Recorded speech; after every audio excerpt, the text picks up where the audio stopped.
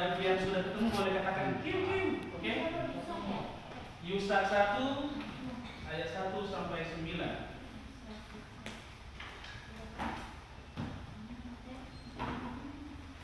Kalau halamannya halaman 439.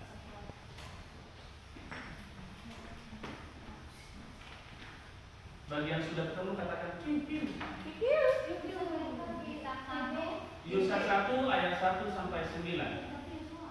Yosua ya. Kalau untuk terjemahan baru Yosua.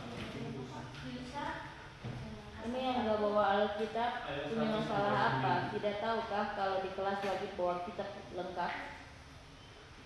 Oke, sudah ketemu semua? Sudah jadi ahli kitab Taurat semua ini. Thank you. Oke, kita akan bacanya secara bergantian. Oleh saya yang pertama dan kemudian kami berikutnya.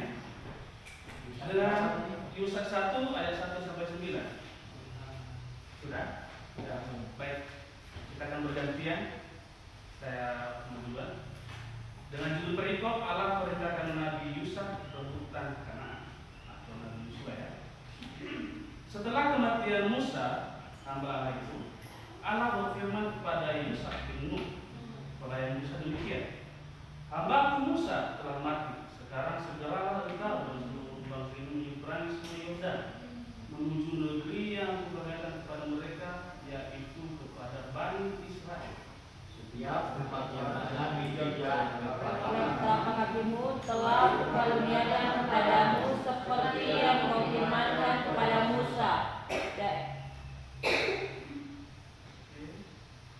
Daerahmu akan terbentang daripada Barat dan dari gunung Libanon hingga ke sungai besar, yaitu sungai Efrat, seluruh negeri orang Het, sampai ke laut besar di arah matahari terbenam.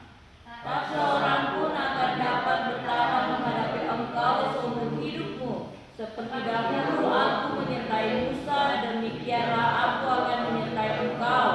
Aku tidak akan menelantarkan engkau dan tidak akan meninggalkan engkau. Kuatkanlah dan mantapkanlah hatimu, karena engkau akan memimpin bangsa ini mewarisi negeri yang kujanjikan dengan sumpah kepada nenek moyang mereka, untuk dikaruniakan kepada mereka.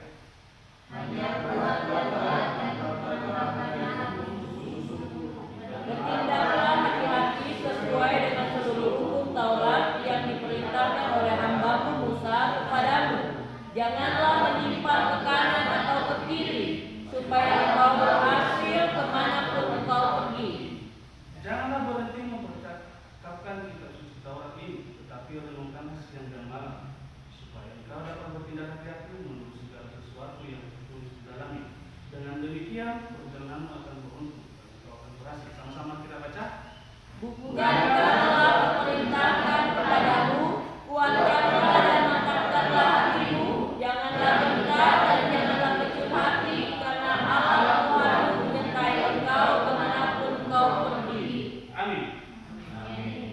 Ya, saya berikan tema saat ini, taat akan instruksi Allah atau taat akan panggilan Allah. Sebelum saya masuk pada ayat ini, saya akan bercerita sedikit tentang pribadi saya, di mana panggilan saya, maksud saya.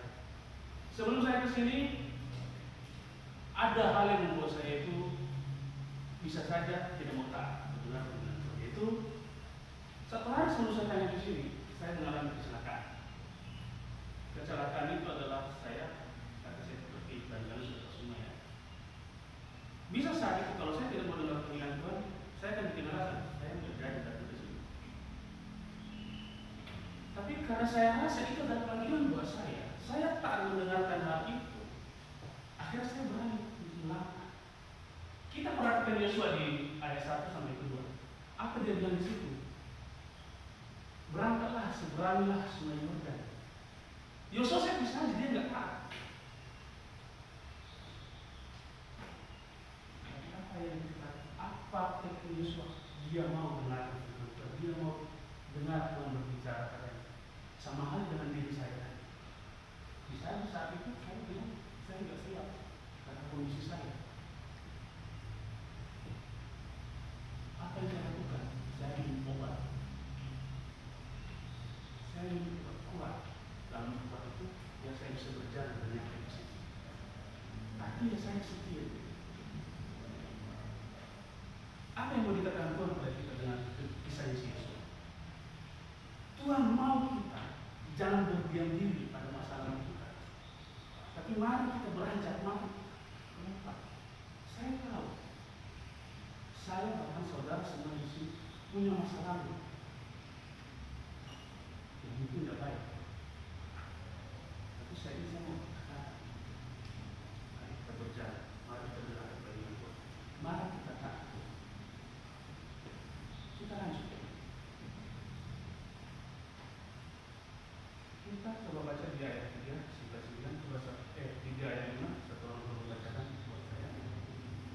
Setiap tempat yang akan dipijak oleh telapak kakimu telah kukaruniakan kepadamu, seperti yang difirmankan kepada Musa. Sampai ini mesti. Daerahmu akan terbentang dari padang belantara dan dari gunung Libanon ini hingga ke sungai besar, yaitu sungai Efrat. Seluruh negeri orang Het sampai ke laut besar di arah matahari terbenam. Tak seorang pun akan dapat bertahan menghadapi engkau seumur hidupmu, seperti dahulu aku menyertai Musa. Demikianlah aku akan menyertai engkau. Aku tidak akan menelantarkan engkau dan tidak akan meninggalkan engkau. Saya mau katakan di sini ayat 3-5 ini, Tuhan setia pada janji. Kalau Tuhan sudah berjanji, mari kita percaya bahwa Dia benar-benar akan menjadikan. Contoh, seperti kisah Yosua. Dia berkata kepada Yosua, kamu setiap tempat apa yang kamu incar itu akan menjadi milikmu. Sekarang saya mau kasih contoh. Sementara kita akan pergi, kita mau pergi pakai, dan artinya beberapa tempat yang akan kita tempati. Saya mau katakan Tuhan dulunya bisa berjanji ke Yosua bahwa apa yang dia incar itu akan menjadi milik. Saya juga mau katakan, di mana kita pelayanan nanti, di mana kita akan diletakkan, itu akan menjadi milik kita. Kita akan memenangkan jiwa-jiwa di sini. Amin. Amin.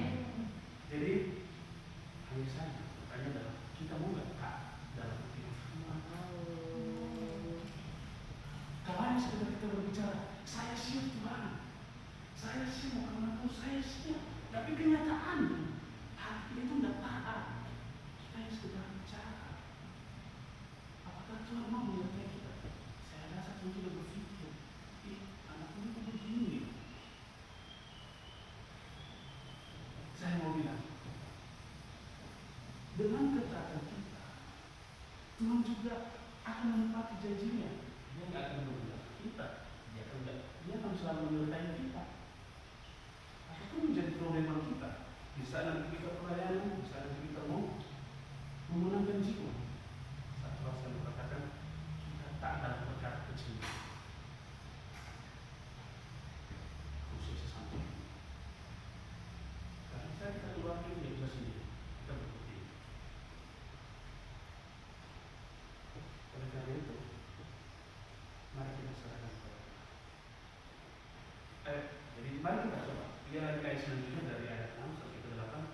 Coba Freddy baca 6 sampai 8.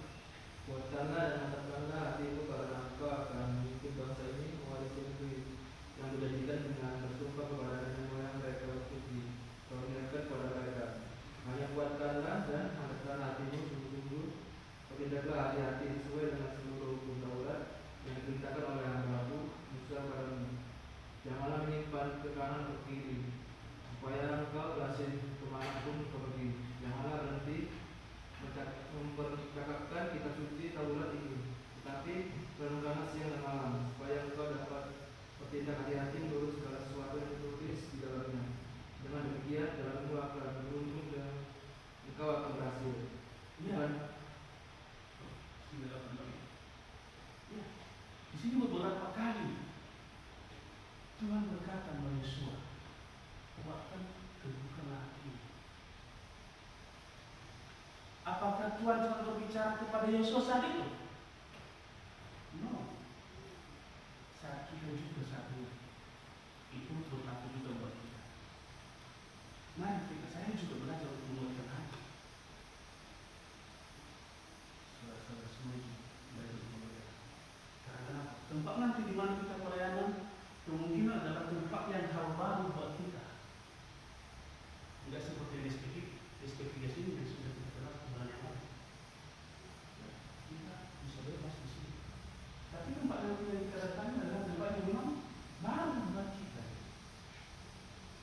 Mungkin banyak aja permasalahan, banyak problema yang harus kita hadapi dalam pemikiran, dalam pelayanan di sana. Tapi Tuhan berkata di sini jangan sampai menyimpang ke kanan dan ke kiri. Banyak saja mungkin cobaan. Baik terhadap kita, baik terhadap perempuan, baik terhadap sebagai laki-laki. Banyak aja cobaan. Tapi Tuhan berkata saat ini jangan menyimpang ke kanan dan ke kiri. Kuatkan terbuka hati. Saya sudah harus kuat. Dan kunci satu-satunya kembali saya mau katakan seperti tema yang saya katakan tadi. Kita berdengar-dengar dengan Tuhan. Tuhan kira-kira apa yang mau berbicara kepada saya.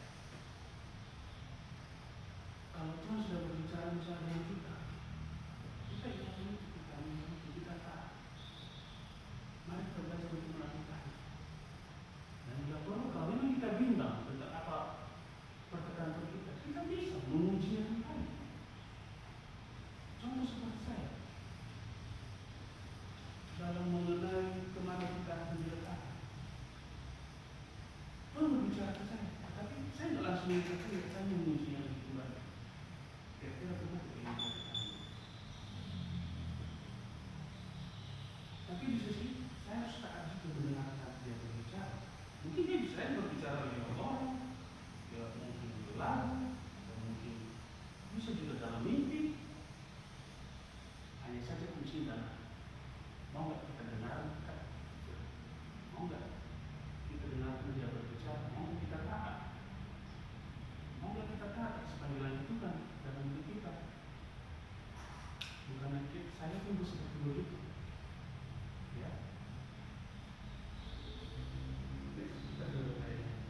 Ini adalah ayat yang paling dia menekan kepada ayat 9 itu.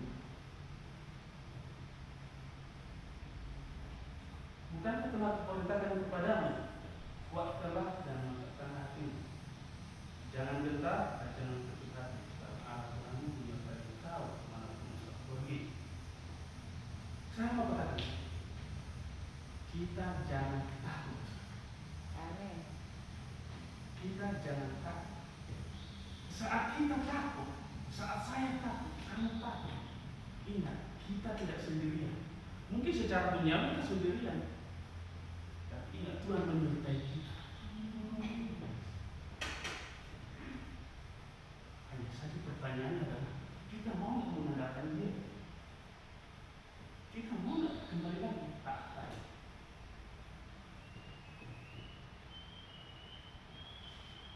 Hari ini, pagi ini mungkin saya, kamu sedang takut, sedang panik. Kenapa saya bilang seperti itu? Karena dalam hal kita akan diterbangkan ke daerah di mana kita akan ditugaskan. Tapi ayat 9 berkata kita jangan takut. Mari kita melangkah bersama dengan Tuhan. Dengan kita mau dengarkan dia berbicara kepada kita, mau kita taat. Firman Tuhan pagi ini berbicara buat kita semua, bukan hanya saya, untuk taat. Bahkan teguhkan hatimu, karena Tuhan itu setia menyertai kita kemanapun kita akan pergi nanti. Terima kasih. Mari kita berdoa. Bapak dalam kerajaan surga, terima kasih tentang kata-kata dan biarkan sharing yang sesudah ini menjadi rema yang jelas bagi setiap kami untuk menjadi pegangan yang kuat dalam hidup kami. Seperti yang kita berkata, kami harus taat akan panggilan. Saya sudah serahkan dalam tangan